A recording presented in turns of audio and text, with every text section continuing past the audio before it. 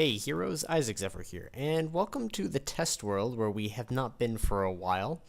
Um, well, yeah, I just haven't done any redstoning episodes for a while. But today I figured I would go through kind of the process for making a particular device. Now this is actually something that we're going to be building in a survival world. It is a horse timer, effectively.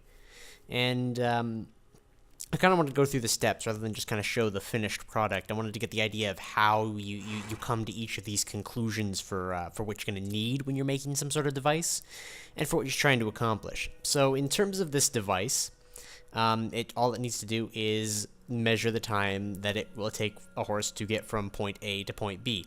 So this was kind of the initial idea. It's a simple hopper timer, but instead of sticky pistons we have regular pistons, and I've made a chest here just because I wanted a chest. I need something that the items aren't going to go into, because basically what this is, I press this button, the time between me pressing that button and pressing that button is going to be the time that shows up in here. So if we press that again, the hopper stops, and we got a time of 15. So simple enough, time of 15. I was thinking of ways to try to like kind of auto reset this thing. So this is actually like a weird kind of 4 hopper setup, and I was going to try to set up like a clock in the bottom here. Now the other bit that I'm trying to do with this is I want a timer that I can build with the materials that I currently have in the survival world, which means I cannot use sticky pistons, and I cannot use actually I think sticky pistons comparators. So this is kind of like a flop. The comparator is supposed to tell if something's in here, and it works okay, but I could not get the pulses to go to this dropper, and I'm like, okay, well, I can't move items up without easily doing things, but this one does still totally work as a timer. So this particular one, I believe, just because of how everything has fallen with it, we want to load, well, first things first, we want to reset it. The reset buttons are only for the purpose of these tests. So just fill this with whatever block. So this particular one is just from left to the right, so we're going to test the time that it takes to get from this point to the end point. So if we go, it'll start it, and that'll end it. And tripwires or pressure plates are the easiest way to kind of go back and forth. But if you see, there we go, we got our time of 11. So this kind of works as our basic timer. It does the job of what it needs to do. It's pretty ugly right now, and still will be for the next little while. But that's not all. So I either want a way to auto reset this or do whatever else. I've decided that this is not the final product that I want for this particular device. So over here, yeah, I started playing with the idea of, okay, well, you know what, it doesn't need to auto reset. It's fine just kind of doing its own thing. So here we have that first device again, just kind of put behind a bit of a wall. So again, it does the job, it times things. You get from point A to point B. I also, on the other side, set up one at the end, because I'm like, okay, well, I'm racing the horse all the way across. Going, da-da-da-da-da. Why do I want to go all the way back to the middle of the course to figure out my time? So I'm kind of like, okay, well, maybe I want the timer on the end of the course. So, like, you know, there's easy ways that you can manipulate a device as you're thinking about it. The matter is that it needs to accomplish the goal that you're trying to do. Again, in this case, it's horse timing. But it also needs to aesthetically fit what you want from it. So you got to get the base device down, and we sort of have it with this kind of really simple timery idea. But then I decided, you know what, I don't want to just do one, because if I do one and it's incorrect, I don't want to do it again. So I started thinking, okay, now I want a lap system with this. I want it to measure a number of times without me having to reset it. So that's where we have this device over here. So what I've done, and this one's currently just kind of running, is I set up, I'm actually going to just quickly cut that off so I can display this one. I thought, okay, well, I can put a small piston tape underneath, and then what'll happen is, as I do each lap, dun, dun, dun, dun, the tape will go around and just slowly turn each of these off one by one. You know, makes sense. There is a problem with this one, however, and I will show you after I do a lap or two. Just grab these real quick to reset everything. Again, this is manual reset, so there's still a little bit more work that I want to do on it. But if we grab our horse over here, I'm going to do one quick lap around the device. So the piston tape will go off, which then... Nope, not yet, because the block has to get around. That was the other bit with this, is it doesn't automatically reset to the beginning with it. So if I go... There we go. So this is effectively the first lap. This is the second lap. This is the third lap. And then we're good. Then the device should stop timing. Now, you'll notice this is 20, this is 18, and this is 20 again. What happens is there's actually a small delay when pistons go. So what happens is when the pistons go around, and I will show it very briefly just by punching this a few times. See, there's kind of that moment where the blocks don't exist. Notice how this block came here. But every time I hit that thing, it added 1 to the timer and 3 to this one. So this design is garbage. It does not do what I need it to do. The timing is too inaccurate. So I still like the piston tape lap idea, but I need it to work better for me, which means I cannot use redstone blocks in it, because as they move, they're no longer stopping the hoppers from going.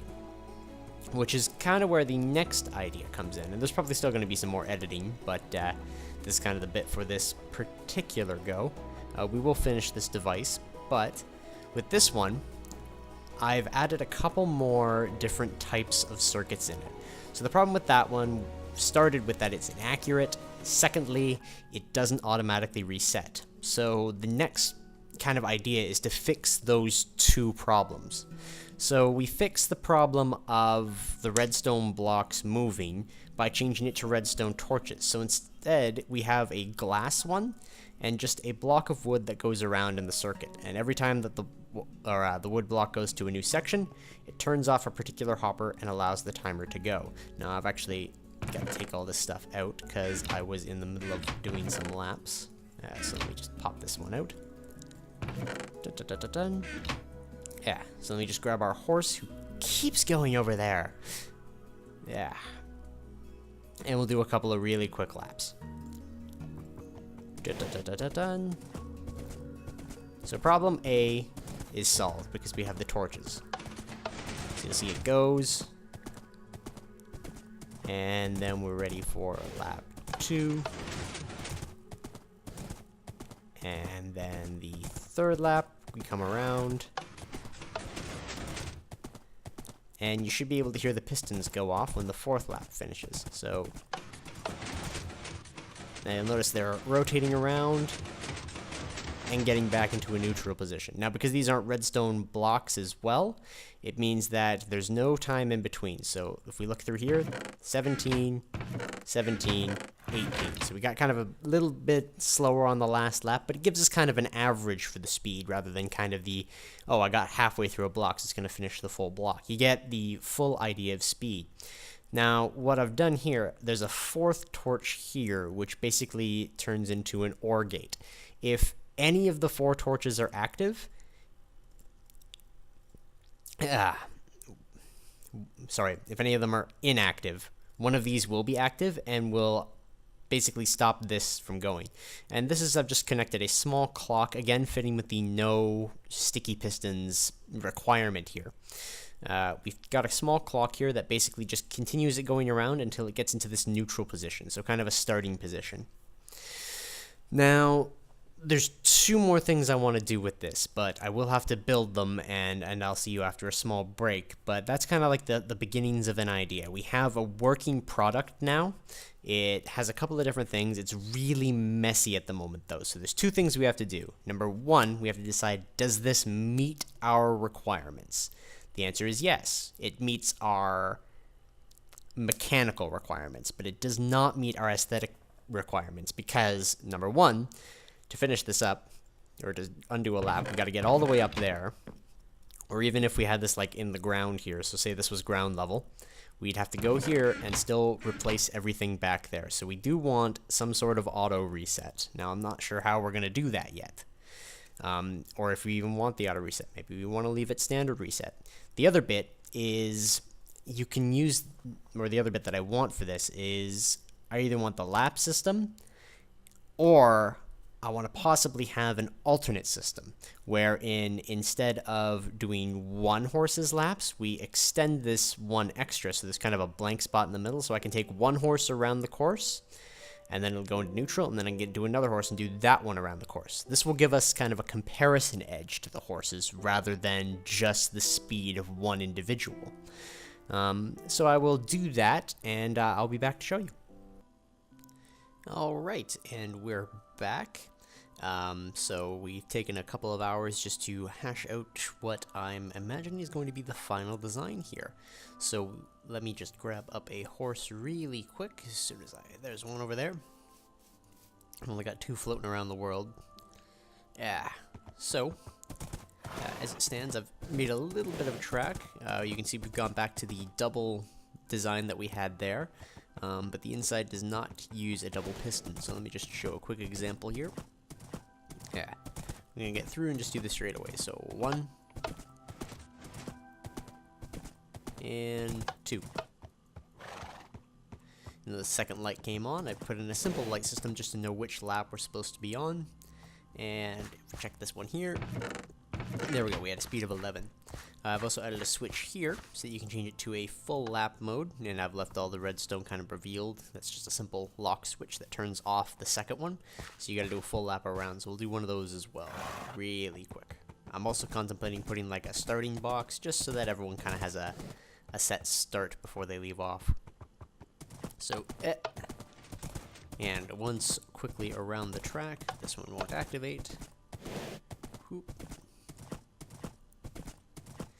Yeah, when you're doing raw speed, so determining which horse is fastest, you would want to use the one to the second one because it's a straight line. You're not worried about turning and cutting corners and things like that. So 2 is good for straight speed. If you want to do a lap, that's fine by me. But there you go, 36. So this is our third one, which is currently set up like this. So we'll just quickly tap, and you can see the pistons going in the background. And then the system will reset with the same piston tape that we had before. And there we are. So this tells us which neutral position we're in. So the next time we do a lap, we're going to be on that one. Just turn it to straightaway mode again. And there's doing for lap 2, and there's doing for lap 3. So 11, 36, and I just quickly pressed it for the 6th one. Now, and you should be able to hear the clicking of it, this is going to be our reset system. Yep. So you can hear the droppers going off in the back. I've been looking for a place to put like an indicator light to know that it's done, but for the most part, when the clicking completely stops, you'll know it's done. And I will go over how that works as well, which I think I could probably cut a couple of things out of the circuit.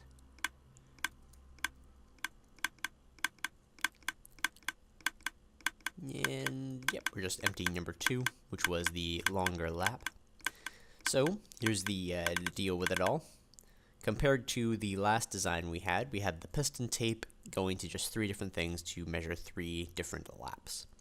So this one, we've changed the piston tape to a 6 format one. So 1 for the neutral, 1 for the first lap, a pause between the first and second lap so you can swap horses, or you can do another lap around the course. Yeah, now you could still use the condensed design and just do it 3 laps in a row, but this is to compare horses, so we wanted that kind of extra distance. In order to put the auto reset in, well, no, sorry, we'll keep discussing the piston set first, because nothing much has really changed for that. I swapped the redstone blocks for redstone torches, just to save on a little bit of redstone in the design. It does look a little bit bulkier, though, and has a lot more particle effects, but, you know, what can you do? Also, rather than going underneath everything, I've gone over top of everything with the piston design. So you'll see in the other one, we had it going back and then underneath everything, which then resulted in a lot of forward space where we had to add the OR gate here. With this one, the OR gate is now moving upwards, and you can see that we're disabled by using this block on top, and that's also to prevent it turning off any of the other hoppers in this circuit. So we've gone on with the AND gate up, or the AND gate up. This also allows us to have the just a quick starter system, so it shows us which lap we are in waiting for, and that's just entirely optional. I've also like you've seen, added a little bit of like a simple building design for the front. You can definitely use any blocks you wanted, any different design. For the most part, basically any space that does not have something in it is free space you can put stuff in, so with the exception of like on top of torches. So that is that system, still exactly the same as it was, just with lights now. Now the reset system is that other bit we wanted to add, and it's a little bit more complicated. It uses 3 hoppers in order to get from this dropper to there, 2 more hoppers there. So this can be a bit expensive to make on the iron side, but you cannot condense it without causing problems, because powering the dispenser through any way also powers the hopper above it, and then the dispenser cannot put into the hopper. So you need a distance between the dropper that you're doing and the hopper. You could also use a water elevator, but that would take a lot more space than this would allow for, and would require a silk touch pick in order to get the ice for it. So it's a bit, you can do expanse or space, and in this case we went with the space option. Basically how this functions, it does use some comparators, so you will need a quick trip to the nether. 5 pieces, or no, 6. Yes, 6 pieces. Basically how this functions, if we follow the reset button, it's powering a simple torch. So when you press the button, this torch powers off. This will cease power to here, allowing this clock to turn on, and add power to here until further notice. This will power and then depower underneath all 3 of the hoppers on the bottom. So this is where you're preventing the items from taking from the chest. So if I just take half the stack here, you'll see items that will not be taken from it until you press the button. Once you press the button, it's going to decide, okay, are there items in the hoppers? So if I press it, it might not function on this setting, so let me just double check. Yes, it's going to have trouble with that. So try not to do 1 lap, make sure you fill everything out first. Actually, no, it only took 2 from it, because generally you'll need to use all 3 laps on this particular one. You could change the wiring, but the objective is to compare horses. Yes, you could do 1, but you need at least 1 item in the 3rd one in order to auto reset, because the hoppers will turn each other off as it currently stands. So this one cannot be activated. It's now activated from a second source, as is this one. So I've locked the system. Broke everything. There we go. And then this being powered has locked the system again. I broke it. Okay, so we've still got a little bit of fixing to do. So that should be everything, except for these. Alright. So don't reset unless you're on the 3rd thing, otherwise you'll break the system. So I will probably have to iron out those little bugs, but the realization when you're making a redstone device, as this kind of episode thing has been about, is that sometimes you're going to have to take flaws in your system in order to accept the things that you've gotten. So how I could change this system would be if I swapped the hopper line out here and connected the dropper line to it, which would mean it would deactivate if any items were in any of the droppers. So that's a simple change. Let me just swap it through here, actually. And that should save on some comparators as well. So there you go. It's a win-win for everybody. So what we'd want to do then is rewire this. So let me get the spruce wood that we've been using for wiring, and we'd want to take it through a repeater just to extend the signal, because there's only ever going to be like 1 in here. And then if we come over top like so, there we are. So 1, 2, 3, 4, 5. There we go. A small patch to the system, and that should solve the problem. But let me quickly double check. So we'll take that half stack again. Pop it in the actual chest. And press our reset button. So we're going to be paying attention to the torch there. Deactivate. Yep. So this now flickers, which is kind of annoying. How could you change that, though? the difficulties of redstone. Oh, there we go. So that should have reset the system anyway, though. Let me double check. Yep.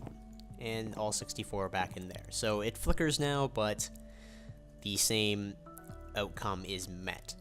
So basically this turns off, swapping the power between these two rows. This one deactivates the hoppers, or sorry, activates the hoppers by not powering them. And this line then shuts off, which allows this clock to go. This clock just simply throws through a repeater line and activates all 3 droppers. So long as there's items in the droppers, the clock will remain on through a secondary line here. And the only repeater that you have to put a time on is that one there, because it needs to be on for at least 4 ticks, or 3 ticks, I think it is.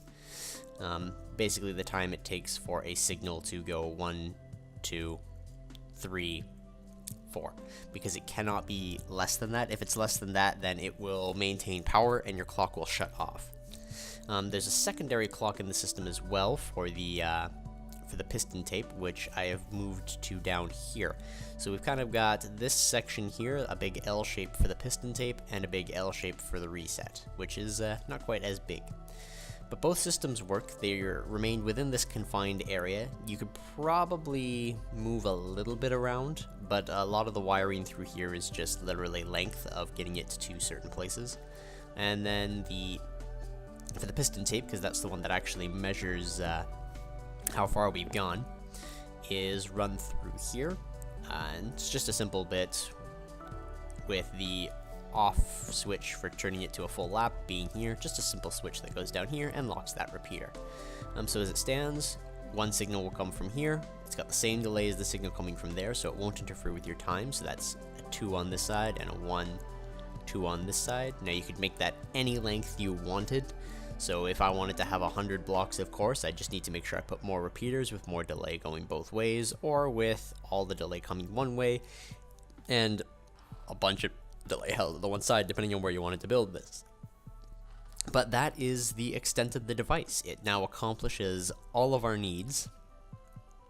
It can measure laps, it can do time, and that's kind of the process of making any redstone device, is really just trial and error. So you can look, we came from just a simple piston design to, you know, a more complicated piston tape design, and finally to the end product, which is a little bit expensive on the iron side when it comes to the hoppers, and expensive on the redstone side just because of everything you've got here. You'll also want some smooth stone in order to make your repeaters, but it accomplishes all of the needs that we set out to do.